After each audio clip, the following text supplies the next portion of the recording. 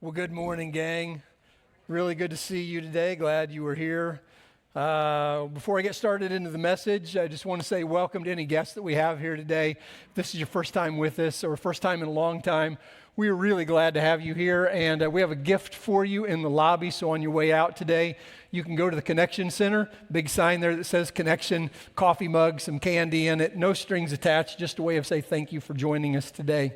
You should have received an Engage page on your way in. We hand those out every week, and it just has some information on there about everything that's going on around the church in the near future here. A couple of things that I want to call your attention to. One of them is a group called MomCo, and it's a group for all moms from kids who are in the womb through college. And so you can be a part of that. And there's a table in the lobby today near the children's check-in area. So if it's a group that you're interested in finding out more about, you can go there. There'll be somebody to talk to you there today, and you can get signed up if you would like to do that. Secondly, I want to point out some information on your Engage page about the after-school hangout.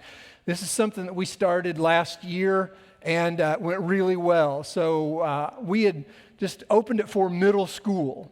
And it's a place for middle schoolers to come after school. We're just so close. The proximity here is right there. There's a little bit of tutoring that goes on and then just some playtime for them. And when we got that started, I thought if we have 15 middle schoolers that come, I would call that a success. And we had 40 that showed up through the course of time. So we're getting ready to get that underway again. That information is in your Engage page, all the dates and times of that. If you would like for your middle schooler to participate, there's instructions there about how you sign them up. We would want you to sign them up this year. Even if you signed them up last year, we want you to redo that again this year.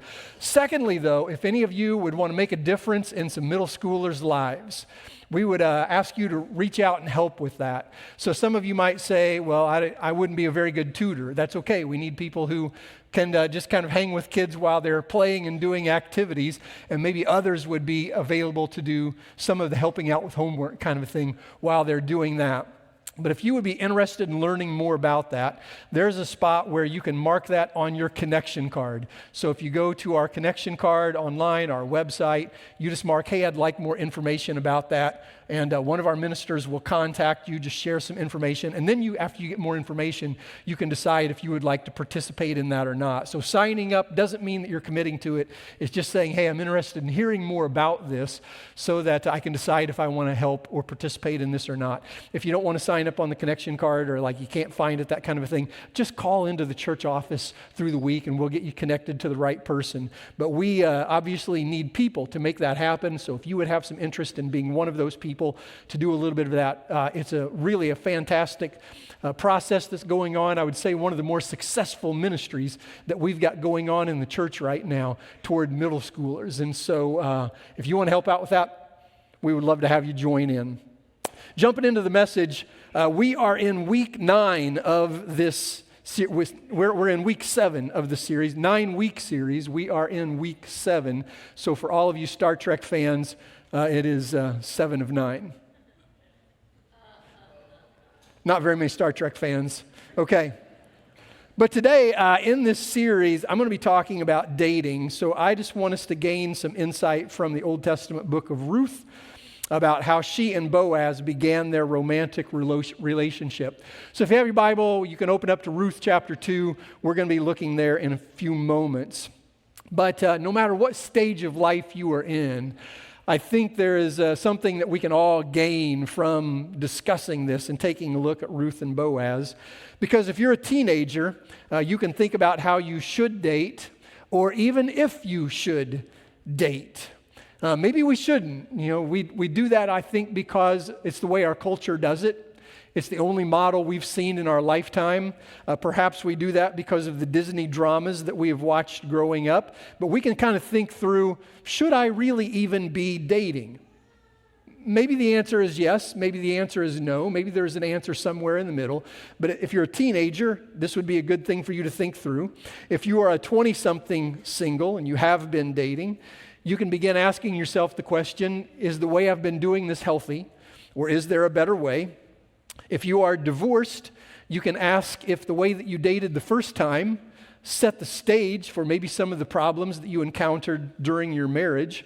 If you're widowed and you're a little older, maybe you're wiser now and you can see, maybe I should do things a little differently than I did before. And if you are married and still married and you are a parent or a grandparent, there might be some advice in here, a way that you could guide your kids and your grandkids, because even though you are still married, maybe some of the ways you dated you can see were not the healthiest for you, and you can give better guidance to others in your family. So in Ruth chapter 2, we see Ruth and Boaz meet, and they sit down for their first meal together. And it raises the question for us about how single people should begin a romantic relationship. So there are basically 3 ways that we can do this to begin a romantic relationship. One of those is that the parents decide. And that's called prearranged marriage. The kids have no say about it. Parents talk and they choose.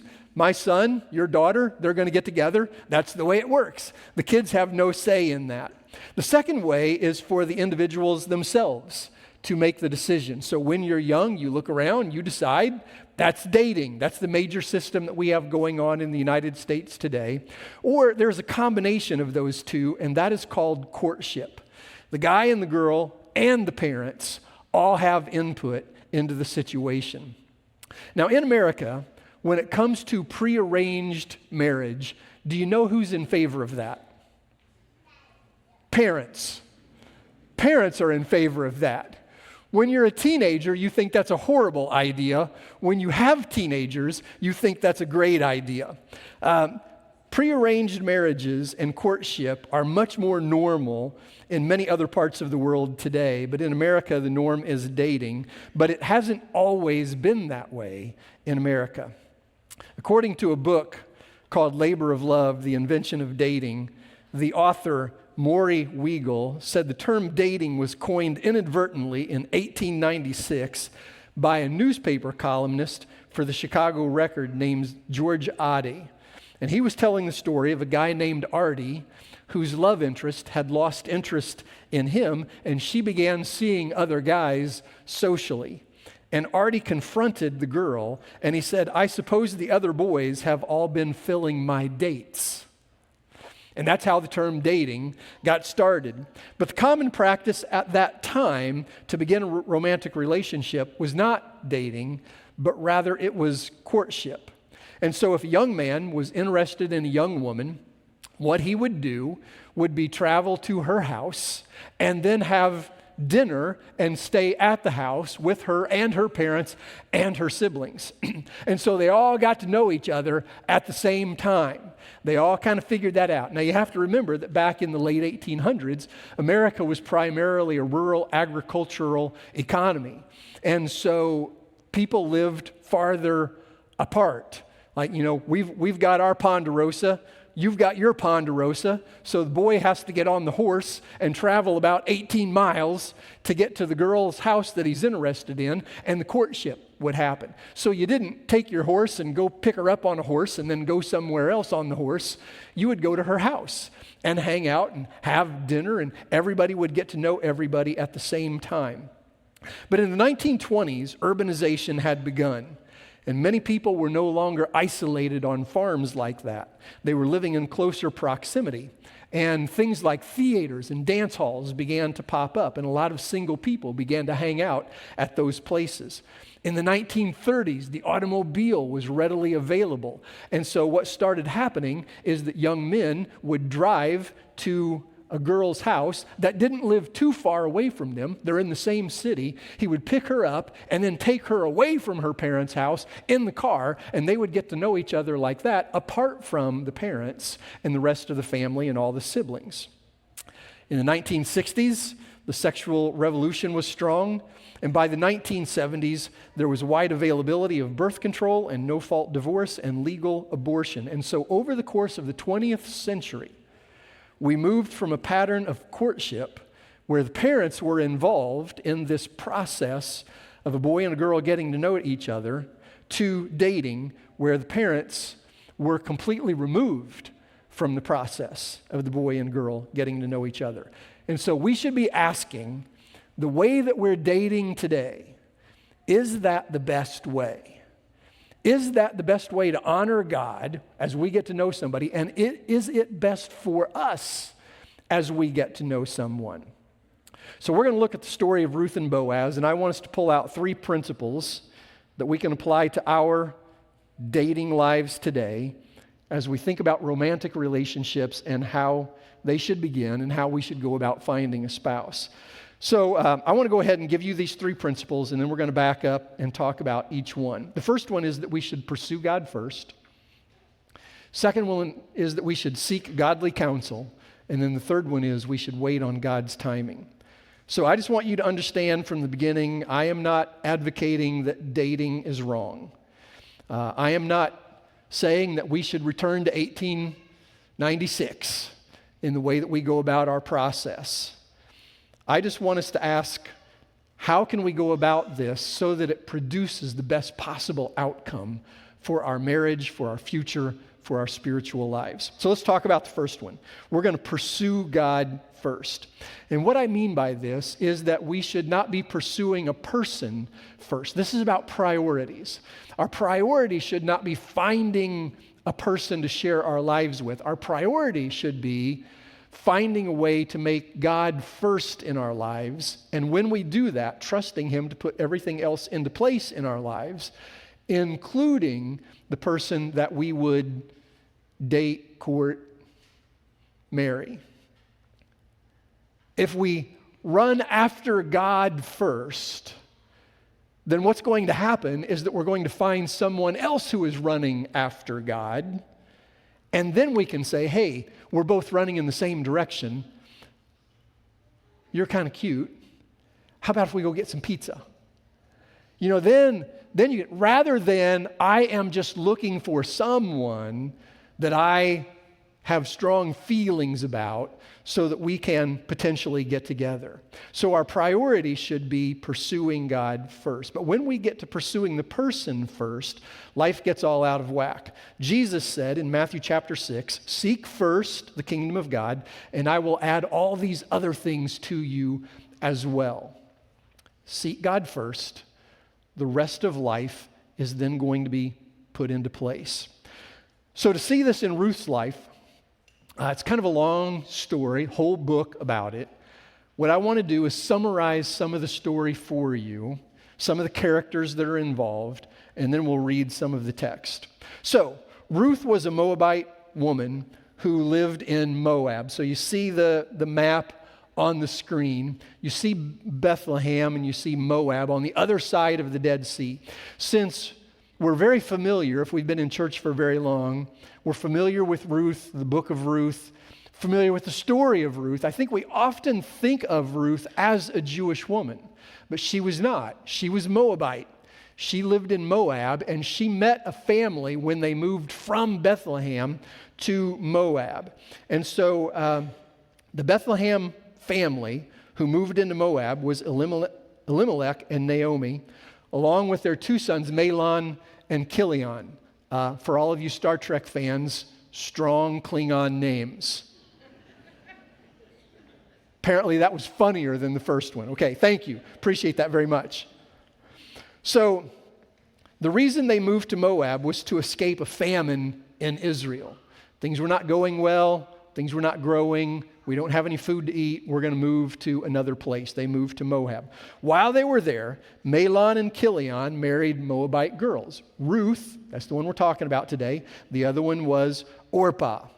And so tragedy then struck when Naomi's husband, Elimelech, died. Now she's left with 2 boys and no husband. The 2 boys married, and then the boys both died. So Naomi was left with 2 daughters-in-law. Naomi had moved to Moab looking for a better life, but life was not better there. In fact, it was worse. So she decided she was going to move back to Bethlehem. The famine is over. I'm going to go back home. And so she told the daughters-in-law, Orpah and Ruth, go back to your parents' homes. Maybe you can find another husband and move on with life. And so as we read the story, Orpah left Naomi and went back to her parents' house. But Ruth refused to do that. And she said, "No, if you're going to Bethlehem, I'm going with you." So here we pick up the story in chapter 1, verse 15. Naomi said to Ruth, "Look, your sister-in-law is going back to her people and her gods." So see, this is more than about people. This is about faith. This is about the gods that they follow. And so Naomi actually counsels Ruth, go back with her. Go back to your own people. Go back to your own gods. But Ruth replied, "Don't urge me to leave you or turn back from you. Where you go, I will go. Where you stay, I will stay. Your people will be my people, and your God, my God. Where you die, I will die, and there I'll be buried. May the Lord deal with me, be it ever so severely, if even death separates you and me." And when Naomi realized that Ruth was determined to go with her, she stopped urging her. So Ruth's highest priority was not finding a husband. Her highest priority was God and doing what was right by Him, because she could have easily said, my best chance for finding a husband is staying with my people, doing what my sister-in-law is doing. My best chance for finding someone who will support me and provide for me is staying in Moab. She could have easily thought, which is what Orpah did, if I go to Bethlehem with Naomi, what Jewish man is going to marry a Moabite woman? It was a part of their law for the Jews. Don't marry anyone outside of the Israelite nation. Now, plenty of them had. It wasn't like none of them had married others, but it was a part of their law that they weren't supposed to. So she's thinking, how am I going to support myself? No other man is going to marry me over there. I should probably stay here, find a Moabite husband, and everything would work out best for me. But she refused to do that. She chose to put God first, and because she did, God provided everything else she needed. So she met a man named Boaz, and she met him, and she went out into the harvest field. She's back with Naomi. Both of them are widowed. Neither one of them have a man who is working, providing an income. In that culture, that was the way it worked. Women primarily did not work. Not that it was 100%, but women primarily did not work. The way they were supported was by their husband's income. If you did not have a husband, many women did not have an income and a way to live. That's why in the New Testament, the instruction was for the church to take care of widows, because there was no other way for them to support themselves and have food to eat and a place to live. So Naomi and Ruth have moved back into Bethlehem. Neither one of them have a husband. And so Ruth, at harvest time, goes out into the fields to harvest some food for them to eat. And this is where she met Boaz, because she went into his field to harvest. She chose a field at random. She went into his field and began collecting grain. Boaz took notice of her and protected her and told his workers, don't harm her or run her off because she is a foreigner. Now, in Old Testament times, in Old Testament law, Jewish society, this is how poor people would find enough grain for food to eat. In fact, it was a part of the Old Testament law that God had given them. If you own a field and you plant crops and you raise them to harvest, leave some in the field around the edges for those who don't own land, for those who are poor, where they can go out and harvest some of the crop for themselves. So this is what many people did in Israel who were poor, did not own land, did not have a way to make a living. They would go out into other people's fields who had left the edges of the crop standing around the field, and they would go out and they would harvest those parts. So she's diligently working in the field, and when noontime meal came around, Boaz invited her to eat with the paid workers. Here's what it says, chapter 2, verse 14. At mealtime, Boaz said to her, come over here, have some bread and dip it in the wine vinegar. Now, this is not normal. This is not normal to invite one of the poor people who have come to work in the field to eat the meal that you have provided for your paid workers, especially for a Moabite woman. But yet he sees her, takes notice of her. Come on over here. I'll provide something for you. Obviously, you don't have what you need. You're hungry. We've got food here. Come sit with the workers, eat with them. When she sat down with the harvesters, he offered her some roasted grain, and she ate all that she wanted and had some left over. So she stuffs herself. She's hungry, and she just eats until she can't eat anymore, and then she's got a doggy bag to take home. As she got up to glean, so afternoon, they're going back to work, Boaz gave orders to his men, let her gather among the sheaves and don't reprimand her. So they were supposed to leave the edges of the field so that poor people could go out, cut the stalks, do all the threshing, work for themselves.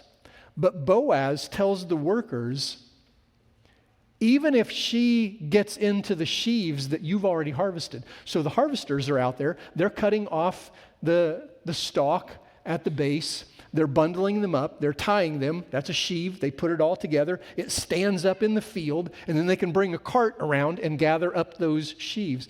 He tells them, even if she goes to one of the sheaves and pulls out of it, don't reprimand her. Let her take whatever she wants. It goes on in verse 16. He says to them, even pull out some of the stalks for her from the bundles and leave them for her to pick up, and don't rebuke her. So not only don't rebuke her if she goes over and pulls some out of the sheaves that are already there. In fact, what I want you to do is pull some out for her. And so I can just imagine what this is like. Like the workers got the bundle all together. He makes eye contact with Ruth. While she's watching, he pulls some out, lays them on the ground, kind of gives her the head nod, walks away.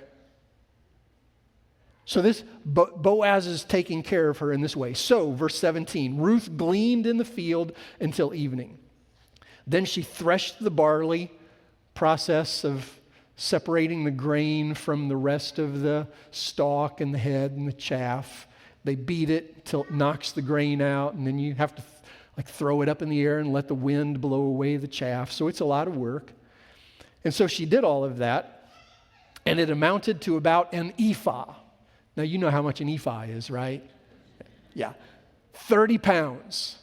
So she had 30 pounds of grain. What's more significant than that is that that's worth about 2 weeks' wages in that day's time. So she had more than the paid workers. Like she made as much in one day as the paid workers made in a month. This is how Boaz is taking care of her. So she carried it back, verse 18, carried it back to town, and her mother-in-law, Naomi, saw how much she had gathered, and Ruth also brought out and gave her what she had left over from her doggy bag that she had eaten at lunch. Now here's my point. Here's what's happening. Ruth pursued God first. And then God took care of everything else she needed. Instead of staying in Moab, this is my best chance to find a husband, this is my best chance to be provided for, she said, nope, I'm pursuing God. Naomi, where you go, I will go. Your God will be my God. And God is providing everything that she needs. Yet this is the mistake I've seen so many single people make. Whether they're young and never married before, or they are divorced or widowed, I've just seen so many people want a warm body, and they pursue after a person that becomes their focus, and then they wind up doing things they shouldn't do, dating people they shouldn't date, marrying people they shouldn't marry. And 2 years into their marriage, they realize what a mistake they've made because they pursued a person first instead of pursuing God first. That's what they were focused on. They were not allowing God to work in their circumstances. So if you find yourself in this situation where you're talking to someone in this situation, you have family members in this situation, this is the principle. Pursue God first. Run after God. Go for Him. And then kind of look around as you're running toward God and say, who's running along beside me? And then you can say, hey, why don't we get together and talk? But you pursue God first. Second principle we find here is that we should seek godly counsel.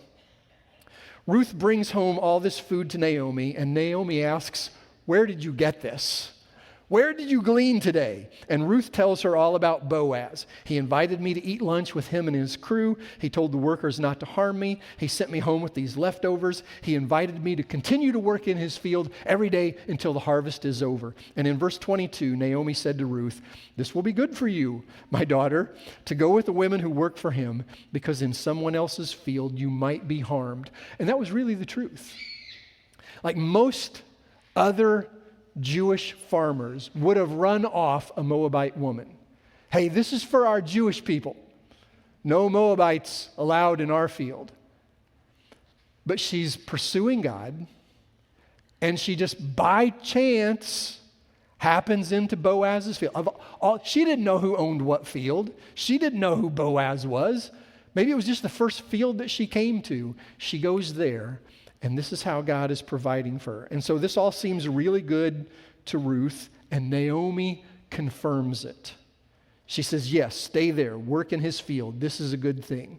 Now, the Bible speaks often about seeking godly counsel.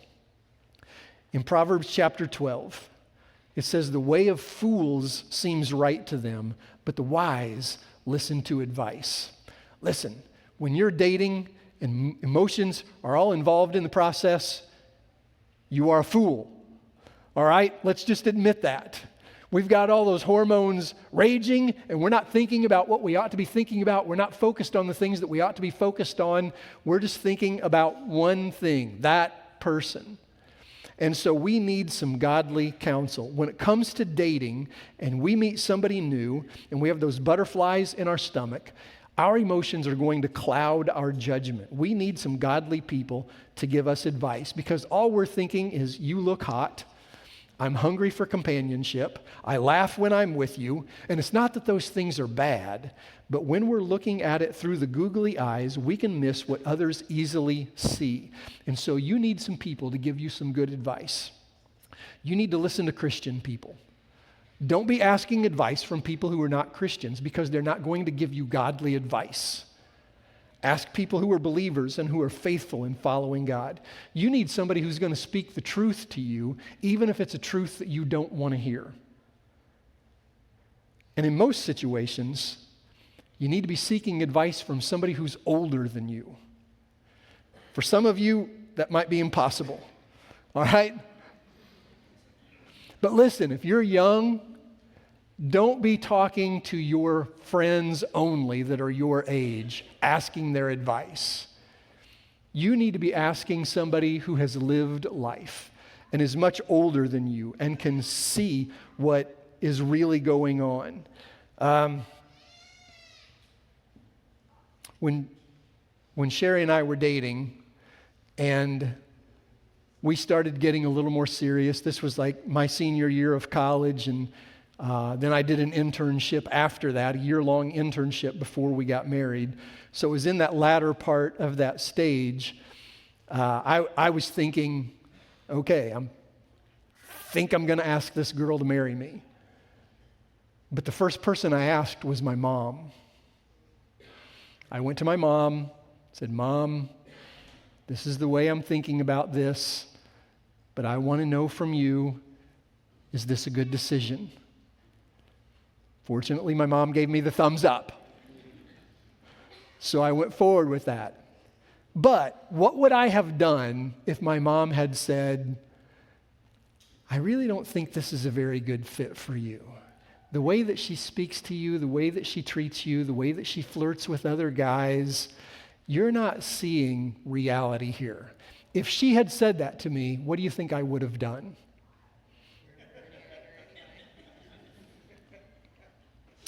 I would have dumped her in a heartbeat.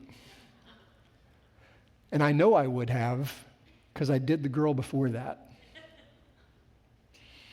I was dating somebody before that, and I asked my mom about her, and my mom said no.